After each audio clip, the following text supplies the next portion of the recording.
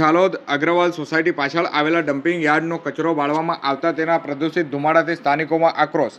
આ તારીખ 10/10/2025 શુક્રવારના રોજ સાંજે 6 કલાકે સ્થાનિકો દ્વારા આપેલ માહિતી અનુસાર ઝાલોદ અગ્રવાલ સોસાયટી પાછળ તેમજ અનાજ ગોડાઉન પાછળ નગરપાલિકા વિસ્તારમાં નગરનો વેસ્ટ કચરો ઠાલવવામાં આવતો હોય છે।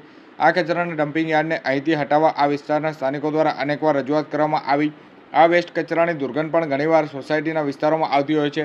આ સોસાયટીમાં વયોવૃદ્ધ બાળકો પરિવાર સાથે અહીં વસવાટ કરતા હોય છે અને આ સોસાયટી પાછળ આવેલા ડમ્પિંગ યાર્ડનો કચરો બાળવામાં આવતા અહીં સ્થાનિકો હેરાન થયા છે।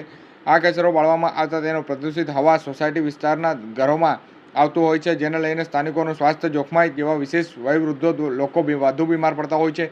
જેથી સોસાયટી વિસ્તારના રહેવાસીઓની માંગ કરવામાં આવી છે કે આ ડમ્પિંગ યાર્ડ અહીંથી હટાવવામાં આવે, જેથી આ કચરાનો દુર્ગંધનો સામનો ન કરવો પડે તેમજ આ કચરાના ઢગલાને બાળવામાં ન આવે, જેથી તેનો ધુમાડો લોકોના સ્વાસ્થ્ય ન બગાડે।